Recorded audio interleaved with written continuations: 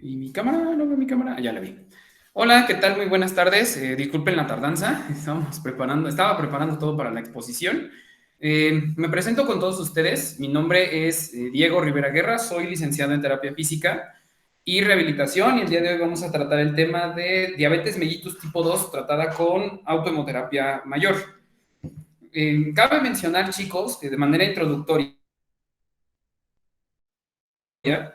pues que la cuestión de la diabetes pues es una enfermedad endocrinológica y metabólica, obviamente que tiende a afectar principalmente al páncreas, al hígado y obviamente también a la sangre. ¿Okay? ¿Por qué? Porque tenemos alteraciones en este tipo de niveles, a niveles de la hemoglobina glucolizada, que nos pueden generar trastornos a corto, mediano y largo plazo, ¿no? Estos trastornos van a ir desde neuropatías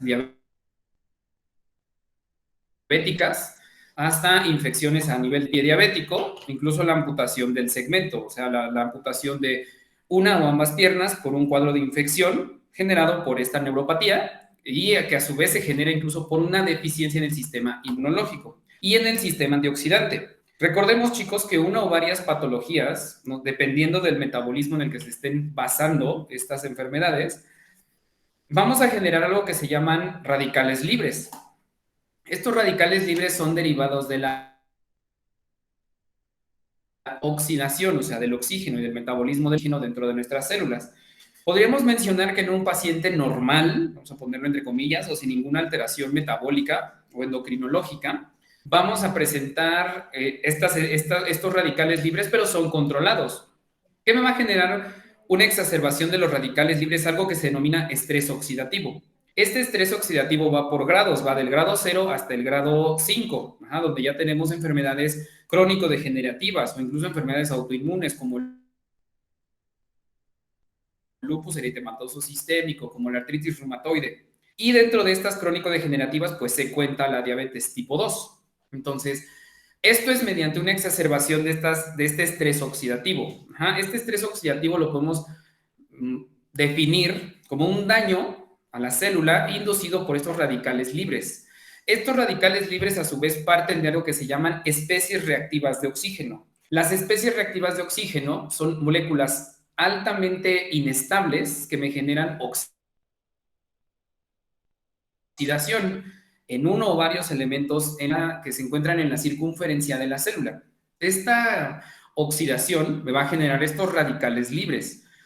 A su vez, estos radicales libres, chicos, se dividen en dos, en radicales, valga la redundancia, y en no radicales. Cuando yo hablo de no radicales, chicos, ahí entra el elemento que nosotros utilizamos para este tipo de terapia, la ozonoterapia. Entonces, la ozonoterapia, que se basa en la aplicación de ozono, es la aplicación de un agente oxidante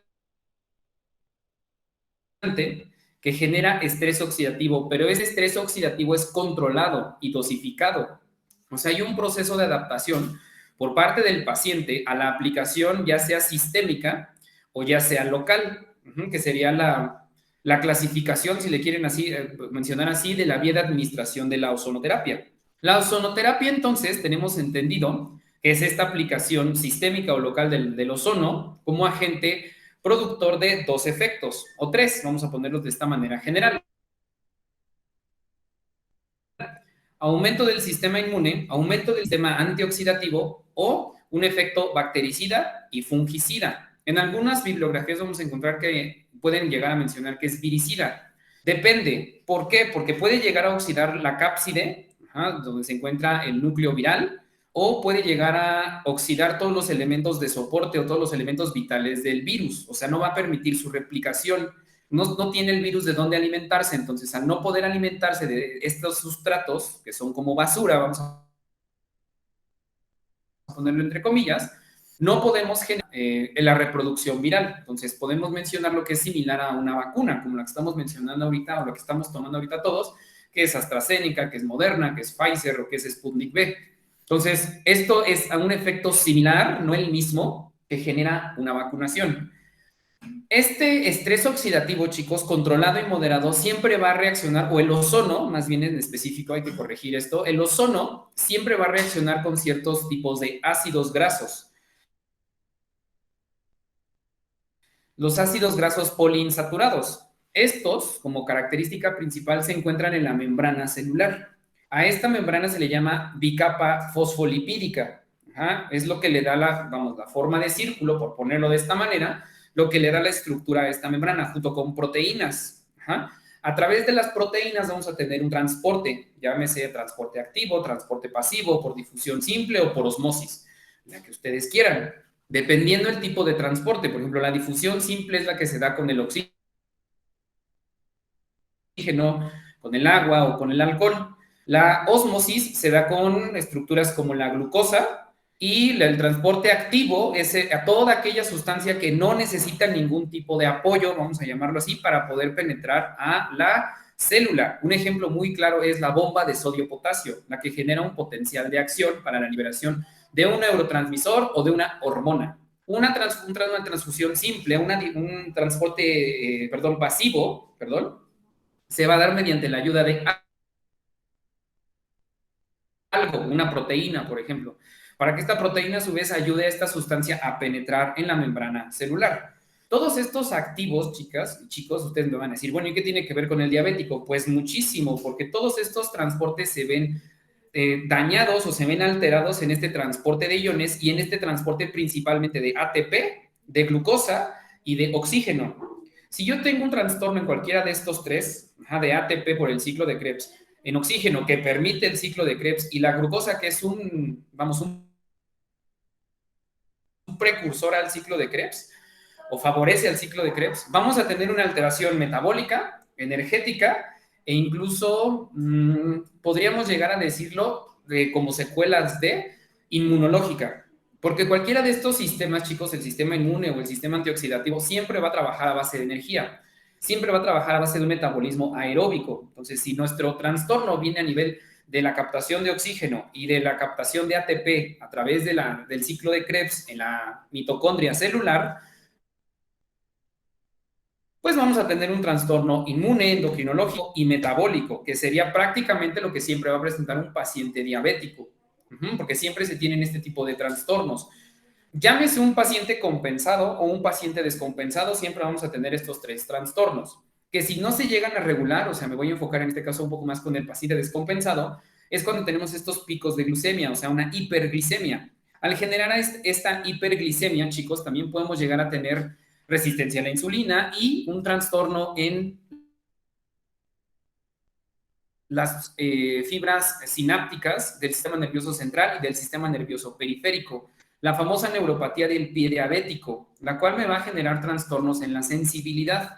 ¿Qué tipo de sensibilidad? Sensibilidad de tacto fino, tacto grueso y en algunos casos termorreceptores y nociceptores, o sea, receptores de cambios de temperatura como el calor y el frío y receptores al dolor.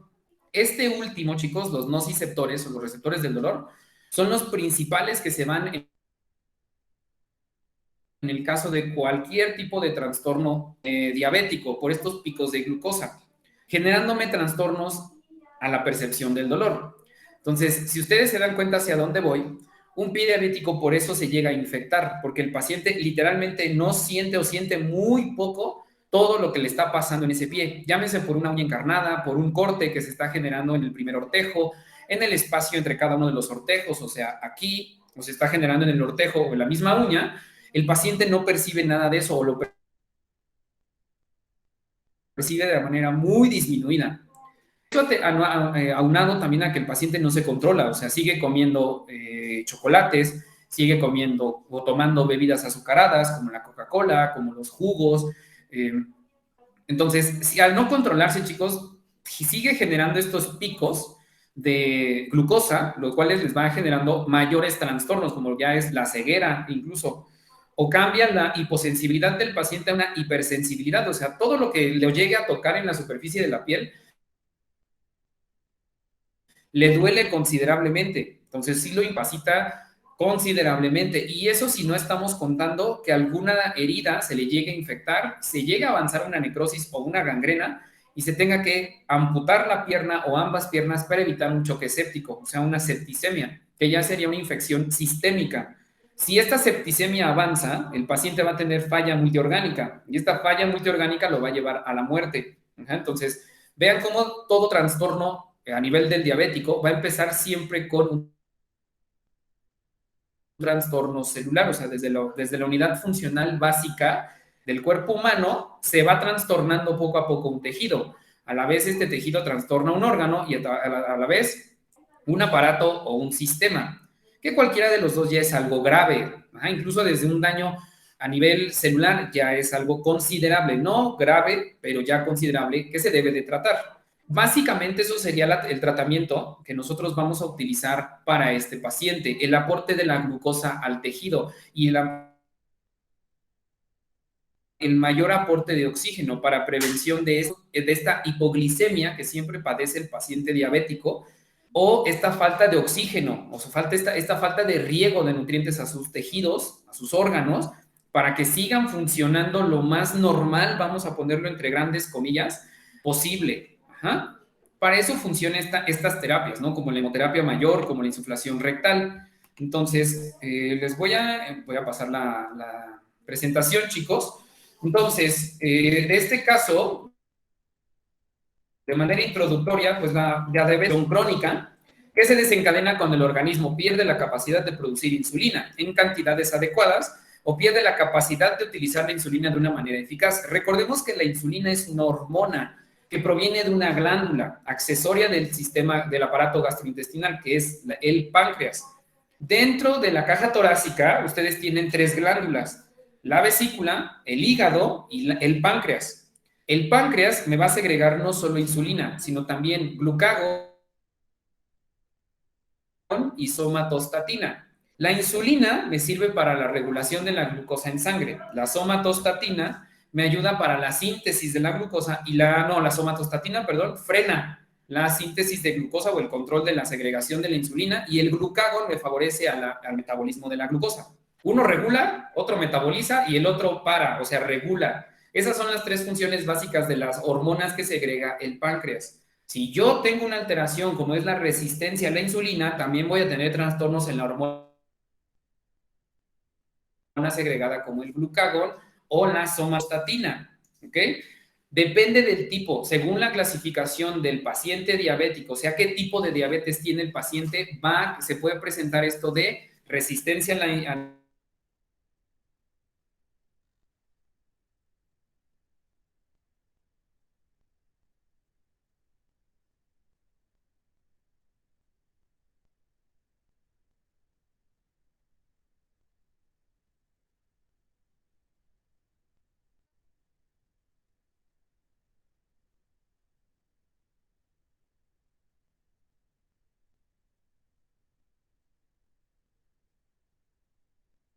y lo puede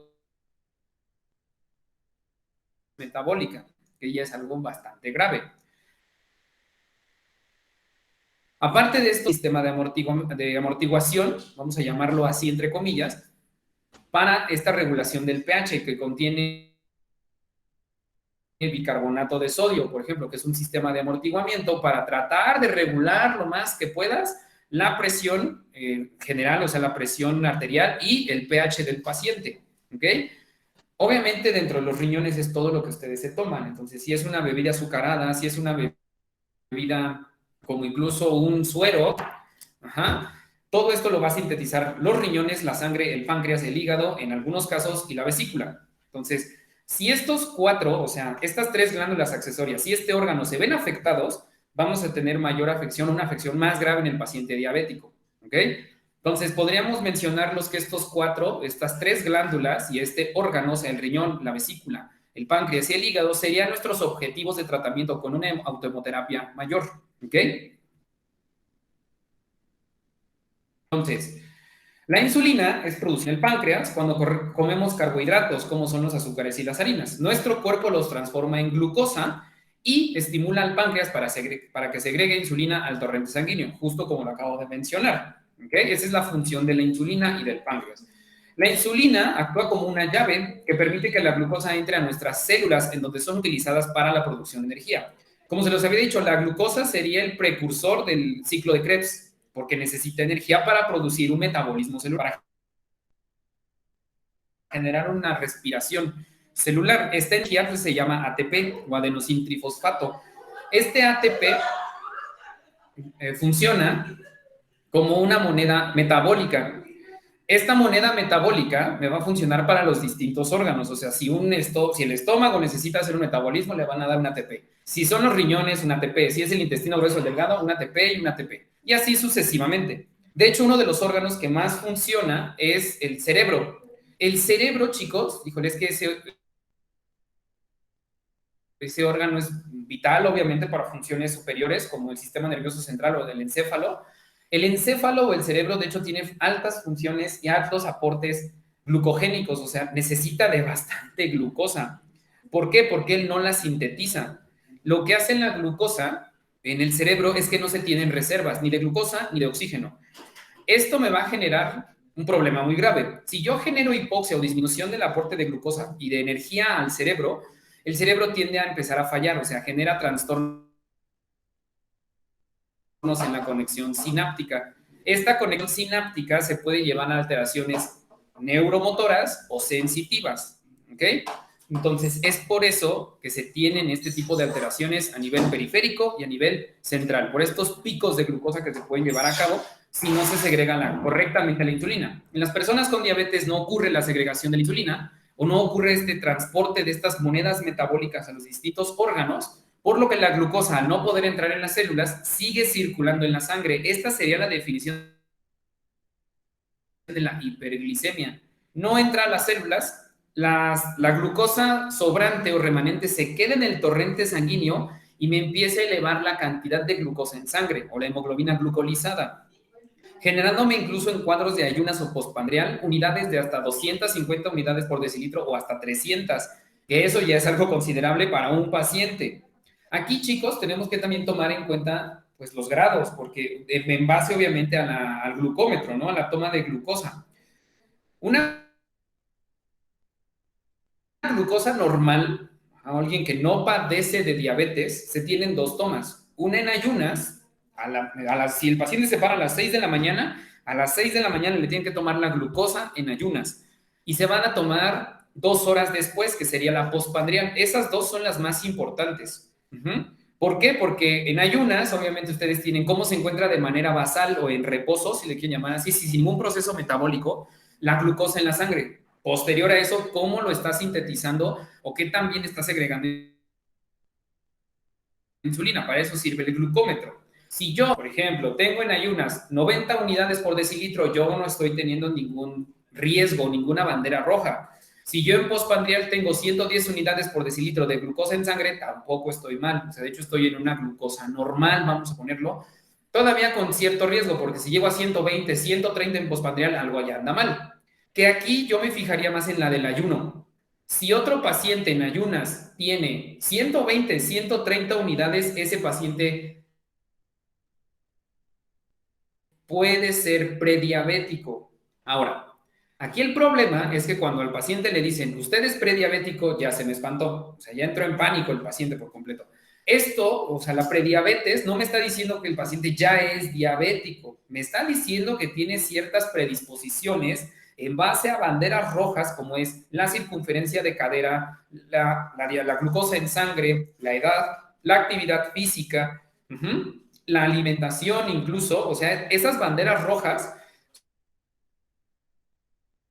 solo me están marcando, ok, este paciente femenino de 35 años tiene glucosa en ayunas de 130 unidades por decilitro, 150 en postprandial, tiene una circunferencia de 60 centímetros, hace ejercicio y tiene moderada dieta, pues solo tiene una bandera roja, bueno, dos, la de postprandial en ayunas, de 5 posibles. O sea, este paciente no es diabético, es prediabético, o sea, tiene predisposición.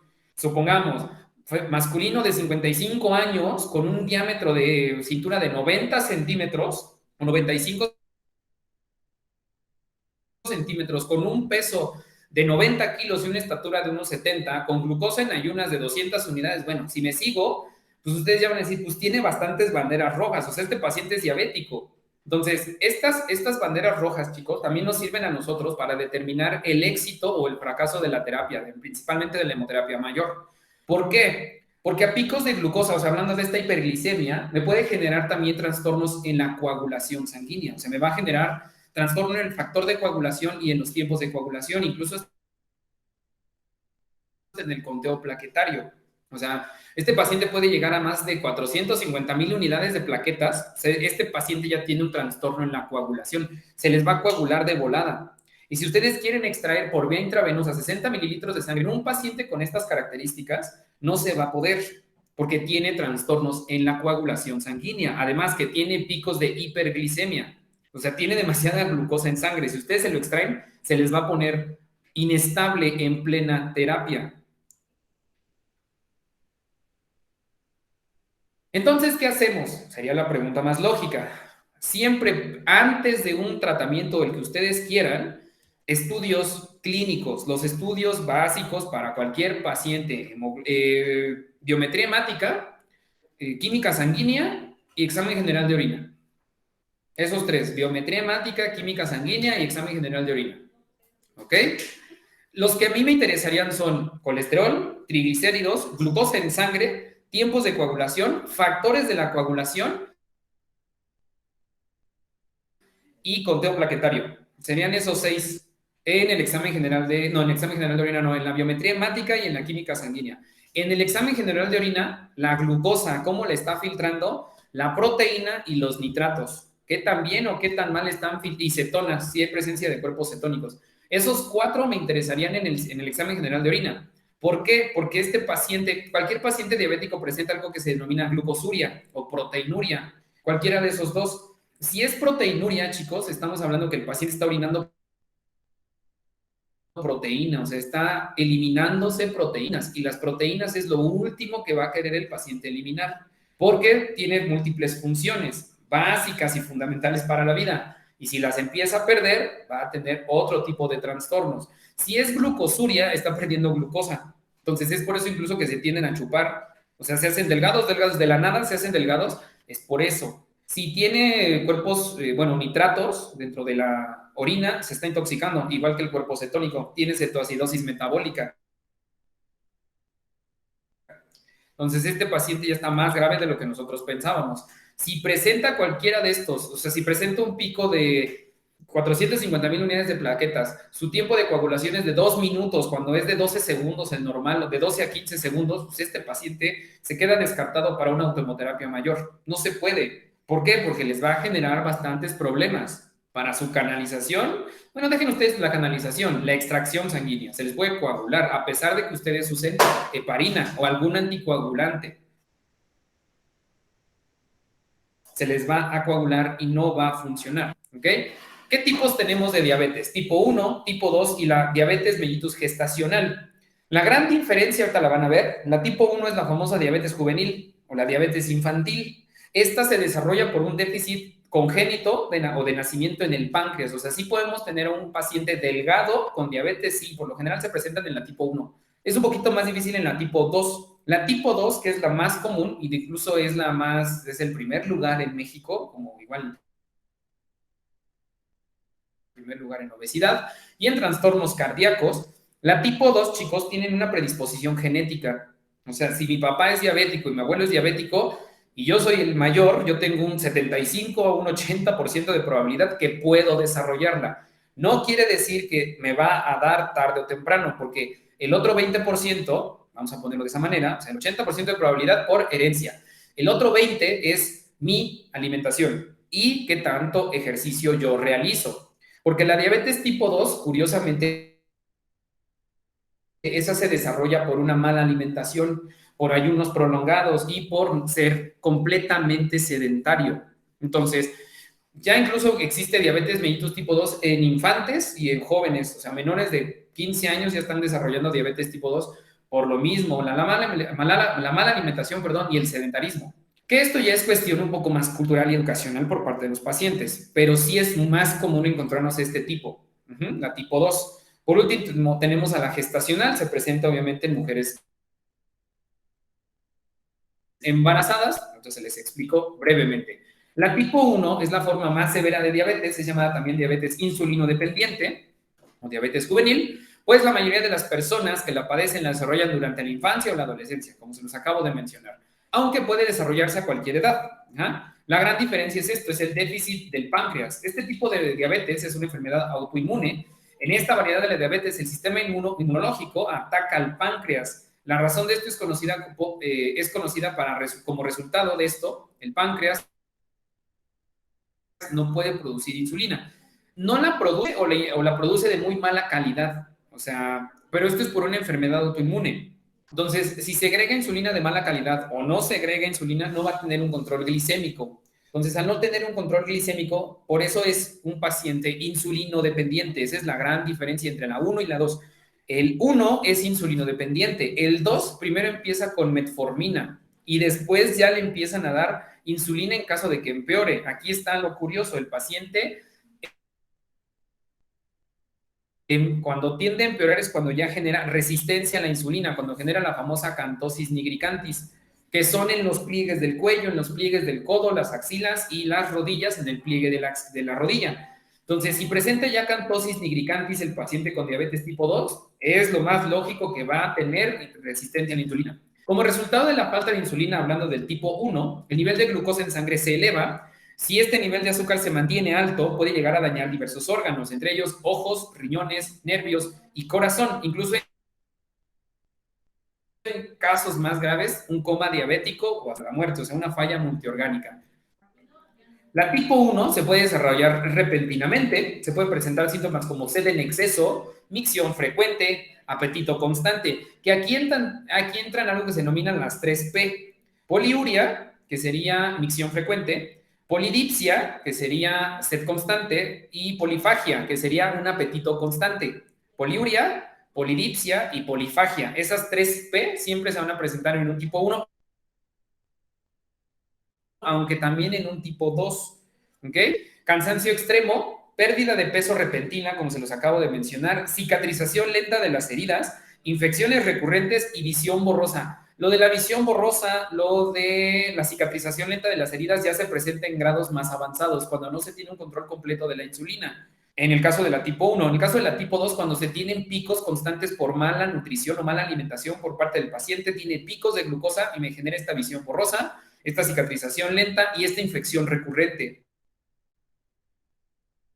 La infección se puede dar en el caso de alguna herida de alguna de las extremidades inferiores o extremidades superiores, que por lo general se da más en extremidades inferiores por el tipo de uña que tiende a desarrollar el paciente. Es común encontrarnos, chicos, que en el diabético tipo 2 vamos a encontrar deformidades en los metatarsianos, se hacen más prominentes y me generan en los dedos algo que se llaman dedos en garra. En el primer ortejo, o sea, en el hallux, o el dedo gordo del pie, obviamente, vamos a tener casos constantes de uñas encarnadas, pero es incluso por este trastorno que tienen en los metatarsianos, que generan estos dedos en garra y que generan deformaciones en el dedo. Es súper común encontrarnos que la infección, de hecho, empezó por eso, por un mal corte de uña que me genera una infección por uña encarnada y puede llegar a avanzar hasta gangrena, o sea, hasta la amputación de la extremidad. Esta infección no avanzaría de esa manera tan agresiva si no fuera porque hay un descontrol en la glucosa. Si no se presenta este descontrol en la glucosa, es un procedimiento que lo puede realizar el podólogo o el médico, en la cual extraen la uña encarnada, y empiezan a drenar todo el pus o toda la infección que puede llegar a presentar el dedo del paciente. Es un tratamiento ambulatorio, no es, entre comillas, no es nada agresivo, pero sí es doloroso para el paciente. Las personas que padecen diabetes tipo 1 son tratadas con insulina. El tratamiento con insulina debe combinarse con una adecuada dieta, ejercicio y el control emocional, porque sí tiende a generar alteraciones en la glucosa, no tan graves, pero sí los tienden a alterar. Los más importantes, pues, la dieta y el ejercicio. El número de personas que padecen esta enfermedad incluso llegan a aumentar, está aumentando cada año. La tipo 2 la vamos a tener, que es el tipo más común de diabetes, desafortunadamente. Generalmente se presenta en la vida adulta, pero cada vez es más común que se diagnostique en adolescentes y niños, justo como se los acabo de mencionar, chicos. Esto es derivado de la mala alimentación. ¿Qué vamos a encontrar en este tipo de diabetes? En este tipo vamos a que se puede producir insulina, pero o bien no es producida en las cantidades necesarias, o sea, o tiene un déficit o no está respondiendo el organismo a los efectos de la insulina, o sea, el organismo ya no le está regulando la glucosa en sangre, ya no están entrando a través de las células, ya no están aprovechando la glucosa para un metabolismo y simple y sencillamente está teniendo picos. Eso es uno. El otro es que el páncreas simple y sencillamente no está segregando la suficiente cantidad de insulina para el control de cualquier alimento rico en azúcar. Como resultado de esto, el nivel de glucosa en la sangre aumenta, o sea, se dispara. Aparte de estas unidades que les acabo de mencionar, o sea, ya estamos hablando de 250 unidades por decilitro, hasta en ayunas, en postprandial 270, 280. En muchos casos no se presentan síntomas asociados a la elevación de la glucosa. Puede pasar muchísimo tiempo. Esto sí es también como característico de la tipo 2. Les dan muchísimo tiempo la enfermedad o la patología antes de manifestarse para que ustedes cambien sus hábitos, bueno, el paciente, perdón, cambie sus hábitos alimenticios. Les da años, o sea, 10, 15, 20 años les da de ventaja para que cambien tus hábitos alimenticios, cámbialos. Y pasando esos 10 o estos 5 años, se le empieza a manifestar todo el trastorno neuropático, todo el trastorno a nivel ocular, sensitivo, de percepción o fatiga, incluso se empiezan a manifestar y ya tiene la enfermedad considerablemente avanzada. ¿Por qué? Porque simple y sencillamente el paciente nunca se trató o nunca se cuidó. Esta enfermedad, chicos, del 100%, el 90% de esta enfermedad es por negligencia del paciente. El otro 10% puede ser por negligencia médica. Hasta lo puedo dividir. 5% de negligencia de los familiares del paciente y el otro 5% por negligencia médica. O sea que el médico de plano no le dio el medicamento que era, se pasó de la dosis, no le interesó, no le hizo el chequeo básico, nada. Entonces ese 5% es culpa del médico. El otro 5% es el tío, la tía, la mamá, el papá que le dice, fíjate, yo conozco un hierbero, yo conozco un huesero, yo conozco un sobador, yo conozco un brujo que te puede quitar la diabetes, o tómate esto, te la quita. La diabetes obviamente no se quita, no se erradica, se controla y se regula. Y el otro 90%, pues es simplemente el paciente no cuida su alimentación, no cuida su ejercicio, no es no sedentario, sino al contrario, favorece más al sedentarismo. Entonces, siento que este tipo de enfermedades, hablando de la diabetes tipo 2, se carga un poco más hacia negligencia del paciente que negligencia médica, incluso una negligencia de un ozonoterapeuta, como ustedes o como yo. ¿Por qué? Porque nosotros siempre tratamos de buscar ante todo el bien del paciente y regular cualquier enfermedad basal que esté teniendo el paciente. Esto como tratamiento coadyuvante al tratamiento farmacológico que está llevando, o sea, el uso de la metformina, de la insulina, del captopril, de los sartán. Nosotros nunca le vamos a quitar eso. Lo único que vamos a hacer es potencializar esos medicamentos y favorecer a el paciente una mejora en la calidad de vida. Eso sería un objetivo a corto, mediano o largo plazo, como le quieran denominar. Si su objetivo es el control de la glucosa, el paciente debe tomar metformina o insulina en su caso y nosotros utilizar la autohemoterapia mayor para la síntesis de la glucosa y favorecer al ciclo de Krebs. Ese sería el objetivo. O sea, un mayor aprovechamiento de la glucosa o favorecer a la glucólisis hepática, a la gluconeogénesis.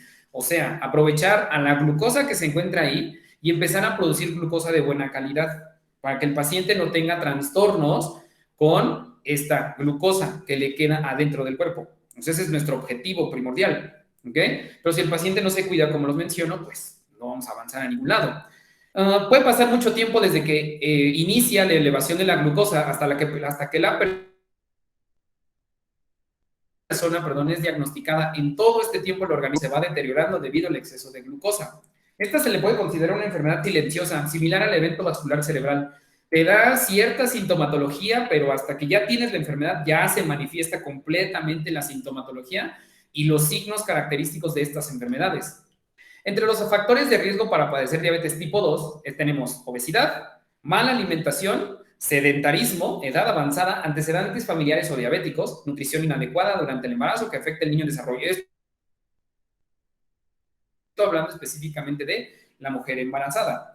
El tratamiento se enfoca en dieta y ejercicio. Si los niveles de glucosa permanecen elevados, se administran medicamentos por vía oral para ayudarle al cuerpo a utilizar la insulina eficientemente. Aquí es donde entra la metformina. En algunos casos que no se logra controlar el nivel de azúcar, se llegan a utilizar inyecciones de insulina, que aquí se dividen en de corta duración, de amplia duración o el uso de la bomba de la insulina. Si su paciente está utilizando cualquiera de ellos tres, no importa. Ustedes pueden hacer su tratamiento, ¿ok?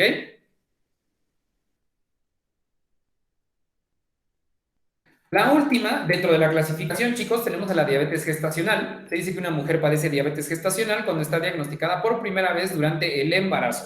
Surge debido a que el cuerpo no puede producir o utilizar suficiente insulina, similar a la tipo 1 y similar a la tipo 2. Por lo general se desarrolla en una etapa avanzada del embarazo, por lo que el bebé ya está formando el riesgo para él, perdón, ya está formado, el riesgo para este es bajo. O sea, aquí en la relación es, el niño va a tener algún padecimiento de diabetes, no, es más hacia la mamá, a comparación de la madre que ya padecía diabetes tipo 1, tipo 2 antes de quedar embarazada. Para esto hay una característica, la madre ya debe tener tipo 1 o tipo 2 para poder desarrollar diabetes gestacional. Aquí sí es importante mencionar que el niño no va a tener ningún tipo de trastorno por este tipo de diabetes. La diabetes gestacional suele desaparecer tras el nacimiento del bebé. La madre que la padeció, las madres, perdón, que padecieron de este tipo de diabetes, deben de tener precaución con sus hábitos y estilo de vida, pues corren el riesgo de padecer diabetes tipo 2 más adelante en sus vidas. O sea, puede llegar a desarrollarla, incluso la mamá, en este caso la embarazada, es prediabética. Si no se cuida después de la gestación del niño, o sea, del alumbramiento o del parto o de la cesárea, o sea, tiene alta tendencia, alta probabilidad de desarrollar diabetes tipo 2. Entonces hay que tener mucho cuidado también con las mamás. En el caso de la mamá, no es indicado, o sea, obviamente eso es ya un control más ginecológico por parte de la mujer embarazada, porque nosotros tenemos como contraindicación absoluta el uso de la mayor, de la menor o de la rectal dentro de la paciente embarazada, ¿no? Hablando de la prediabetes, los niveles de glucosa están arriba de lo normal, pero no lo suficiente como para diagnosticar una diabetes, justo como se los mencioné hace rato. O sea, este paciente es predisponente, no es diabético, pero tampoco es un paciente sano. En esta condición es necesario realizar cambios en dieta, estilo de vida y ejercicio, pues se encuentran en riesgo de desarrollar diabetes o enfermedades cardiovasculares. Hay algo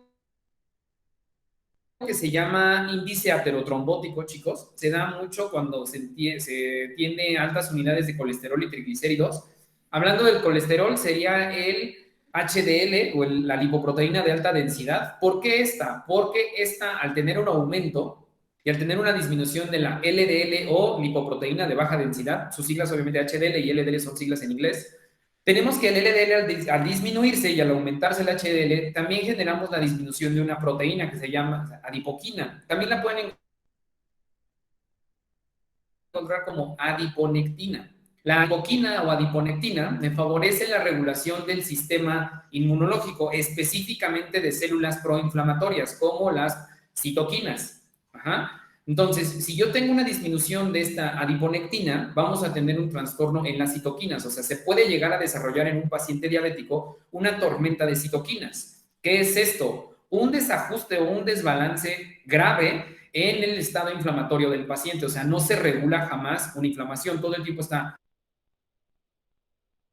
proinflamado, proinflamado, proinflamado, pero nunca está desinflamado. O sea, nunca empieza un proceso de antiinflamación y de desinflamación. Todo el tiempo es proinflamatorio, proinflamatorio, proinflamatorio. Entonces, este proceso me tiende a llevar a un aumento del estrés oxidativo, de la producción de especies reactivas de oxígeno y de la producción de radicales libres, generándome mayor daño celular y mayor daño tisular y orgánico. ¿Ok? Entonces, como objetivo secundario a la hemoterapia mayor, sería también el utilizar lipogramas para poder observar la disminución de este colesterol y de estos triglicéridos. Hablando del índice aterotrombótico también, si se tiene un aumento de este, aumenta la probabilidad de un infarto agudo al miocardio por placa de ateroma. Ajá, que la placa de ateroma puede ser un coágulo o puede ser grasa. Entonces, si la grasa se llega a aislar en las arterias coronarias, vamos a tener un infarto agudo al miocardio, o sea, un infarto o un preinfarto donde se tiene una irregularidad en la contracción muscular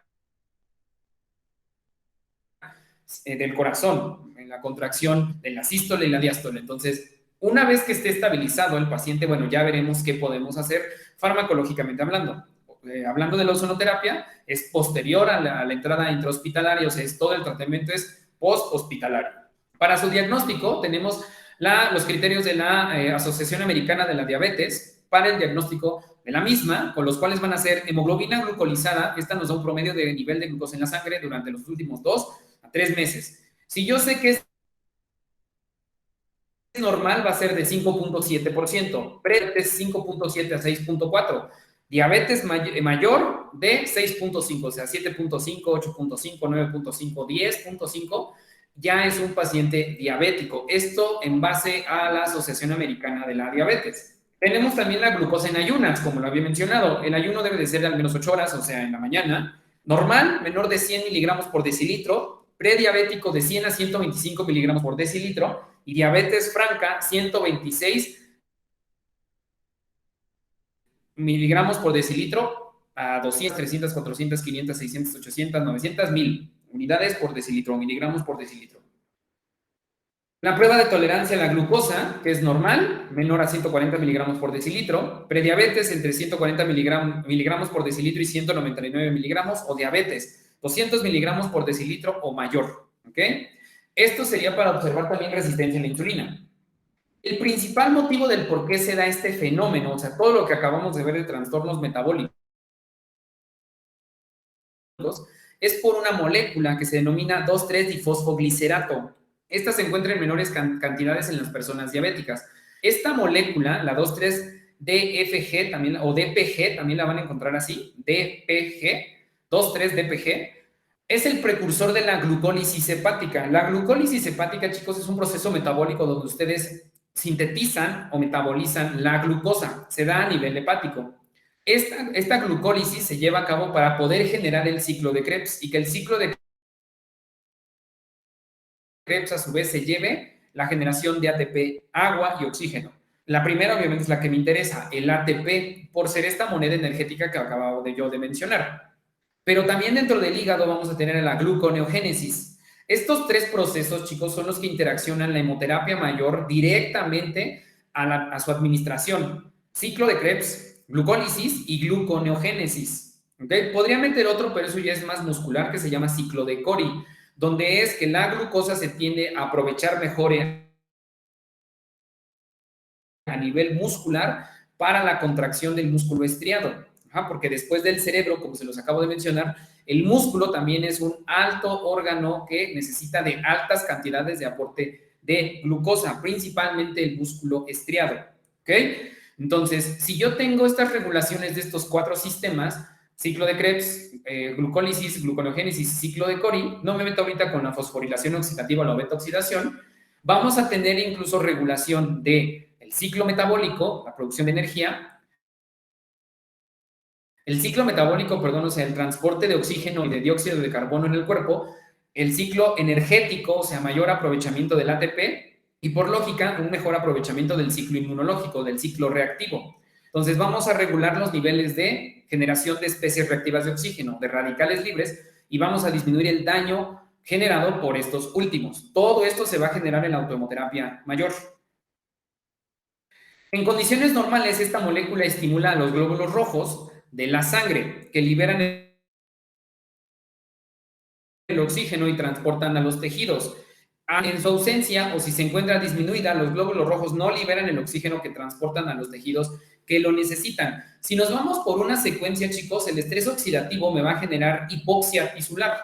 La hipoxia tisular me va a llevar a daño tisular. Este daño tisular me va a generar daño orgánico y me puede llegar a generar isquemia tisular o isquemia orgánica. Entonces ya me va a generar una muerte, me va a empezar a generar muerte dentro de un tejido, un órgano, un aparato o un sistema, lo cual me puede llevar a una falla sistémica o una falla dentro de un aparato, que es más común en el primero, una falla sistémica. En el sistema endocrinológico, en el sistema neurológico, en el sistema nervioso, en el sistema cardiovascular, incluso. Entonces, cualquiera de estos sistemas, al verse alterados desde lo más básico, como es la célula, por daño inducido por estrés oxidativo descontrolado, es que me va a generar que el eritrocito no tenga suficiente capacidad para llevar este oxígeno. Entonces, otro objetivo que nosotros vamos a tener en el glóbulo rojo va a ser un proceso que se llama reología en sangre o reología del eritrocito. La reología eritrocitaria me quiere decir que lo va a hacer más flexible, más moldeable. Incluso me puede llegar a zonas donde antes no llegaba. O sea, ciertos accesos arteriales o venosos donde me llegaba muy poca administración de oxígeno o de nutrientes, va a llegar hasta allá la ozonoterapia, principalmente la autohemoterapia mayor, generando un mayor beneficio en el paciente para la disminución de la hipoxia tisular. Cuando se realizan terapias como sono, suceden dos cosas. Se introduce más oxígeno a la sangre y se estimula la producción del 2,3-difosfoglicerato, lo que produce una mejoría en la circulación y oxigenación de los tejidos, como lo acabo de mencionar. Los niveles de ATP son importantes, ya que esta es una molécula que llega a almacenar energía y el ATP ayuda a mantener la integridad de la membrana celular, que es la encargada de regular el paso de sustancias al interior y el exterior de las células. Por último, chicos, pero no menos importante, tenemos otro tipo de sistema, que es la bomba de sodio-potasio. Es un transporte activo que se lleva a nivel celular. La célula, adentro, vamos a tener una carga negativa. Por afuera vamos a tener una carga positiva. Adentro vamos a tener, al ser carga negativa, vamos a tener mayor número de electrones negativos y afuera de la célula menor número de electrones positivos. Para que yo haga un efecto, o sea, la liberación de una hormona como la insulina, hablando del diabético, tengo que tener esta bomba de sodio-potasio al 100% para generar un potencial de acción y que este transporte activo, o sea, este paso de salida de iones negativos y entrada de iones positivos hacia la célula, se dé de la manera más normal posible hasta lograr un equilibrio, una polaridad de 50% adentro, 50% afuera. ¿Para qué? Para que yo pueda tener un transporte de lo que yo vaya a utilizar, un neurotransmisor, una hormona, una contracción muscular, la liberación de ciertas hormonas específicas en ciertas glándulas como la tiroides, como el páncreas, como las suprarrenales, por ponerles algunos, los testículos o ovarios. Entonces, todos y cada uno de ellos me van a liberar hormonas específicas para generar una homeostasis. Entonces, si yo no tengo los niveles de ATP y esta membrana celular no tiene el transporte o esta bomba de sodio-potasio al 100%, no vamos a tener ningún efecto directo en el paciente, ningún efecto benéfico. La autohemoterapia mayor se basa en este tipo de tratamientos, en este tipo de mejoras. ¿En qué consiste? Son 20 sesiones lo que nosotros vamos a utilizar en cualquier tipo de paciente diabético. Por ley general, chicos, o sea, por bibliografía, si lo quieren llamar así, o sea, por la guía clínica del uso del ozono médico, siempre ustedes van a empezar con dosis bajas. La dosificación de un equipo estándar va desde 1 microgramo por mililitro hasta 100 microgramos por mililitro. Yo, con un paciente diabético controlado, vamos a ponerlo entre comillas, siempre voy a empezar con dosis bajas y siempre se va a ir escalón. Cada quinta sesión yo voy a ir aumentando 5 en 5, o sea, yo empiezo con 5 microgramos por mililitro, a la quinta sesión lo subo a 10, a la 15ª lo subo a 15 y a la 20ª lo subo a 21. Este ciclo completo de 20 sesiones ustedes lo van a repetir cada 3, cada 6 o anualmente, dependiendo del objetivo que ustedes quieran. El anual, o sea, cada 12 meses es más profiláctico. El trimestral es para un paciente diabético para darle más continuidad buscando los objetivos que acabamos de mencionar de el 2,3-difosfoglicerato, los niveles de ATP, la bomba de sodio-potasio, el transporte de oxígeno a nivel sanguíneo, etcétera, etcétera, etcétera. ¿Cuántos ciclos yo puedo hacer? Son 3 ciclos, o sea, 60 sesiones en total distribuidas en 6 en año y medio, vamos a ponerlo así, vamos a tener este tipo de tratamientos. Por bibliografía también o por guía clínica, chicos, vamos a ver un efecto desde la quinta sesión. La pregunta aquí sería, ¿por qué yo lo voy haciendo de menos a más? Porque es un proceso adaptativo, chicos. ¿Okay? Es como cualquier fármaco, incluso como un ejercicio. Yo no le puedo poner a cualquier paciente diabético, no lo puedo poner a correr una maratón. ¿Por qué? Porque se me puede incluso morir ahí mismo, porque es demasiada carga de estrés que le estoy generando. Si yo tengo entendido que el ozono pertenece a los radicales libres, pero yo voy a generar un estrés oxidativo controlado, este control siempre debe de ser de menos a más. Posterior a este tratamiento de hemoterapia mayor, chicos, o sea, de esta sesión, lo único que se le va a pedir al paciente diabético es que no consuma fuentes ricas en vitamina C, vitamina E, vitamina D o vitamina K, porque son antioxidantes. Me van a inhibir por completo el efecto de la ozonoterapia mayor en el paciente diabético. Oye, pero si está todo consumiendo quelaciones, o sea, si está teniendo quelaciones, no pasa nada. ¿Por qué? Porque lo que vamos a hacer es, hoy martes hizo su quelación, la semana que entra no le doy su quelación, sí, o el médico que le está haciendo la quelación le pedimos que lo haga, una autohemoterapia mayor. O ustedes lo hacen. ¿Para qué? Para poder tener estos objetivos, una terapia antioxidativa y una terapia oxidativa, que sería el ozono. ¿Ok? Estas serían las únicas indicaciones. ¿Qué pasa si yo me equivoco de la administración, la dosis? O sea, si yo en lugar de 5 microgramos meto 20 microgramos, mi paciente va a tener una respuesta adversa al tratamiento. O sea, ¿qué vamos a tener? Dolores de cabeza, cuerpo cortado, dolor en articulaciones, dolor muscular, como si fuera una gripe. Ya se equivocó de dosis. ¿Qué va a hacer? Lo va a utilizar un redoxón de 2 miligramos o 5 miligramos. Porque una cosa son microgramos y otra cosa son miligramos. Necesitamos una dosis alta de vitamina C, o sea, de un antioxidante, que en este caso es el ácido ascórbico, para poder inhibir el efecto secundario por una mala dosificación de ozono. ¿Ok? Todo esto ustedes lo ven, chicos, para que puedan incluso profundizar un poco más en la Declaración de Madrid. La Declaración de Madrid tiene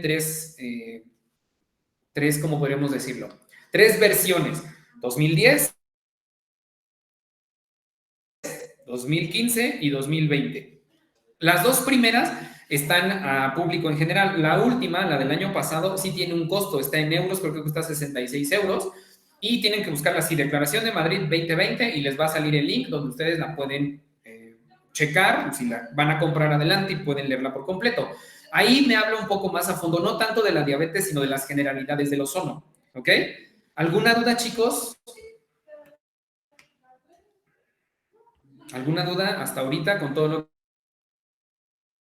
que acabamos de ver?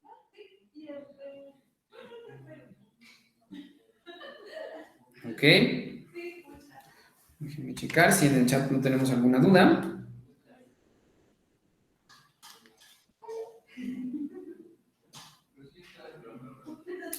En caso de que no tengan ninguna duda, chicos, sería todo por hoy. Si tienen alguna duda, bueno, pues háganmela saber con algún compañero o con mi compañero de publicidad. Todo esto, repito, lo encuentran en la Declaración de Madrid para que no se pierdan un poquito más con estos tratamientos. ¿Ok? Entonces, sin más por el momento, me despido y que tengan una excelente tarde.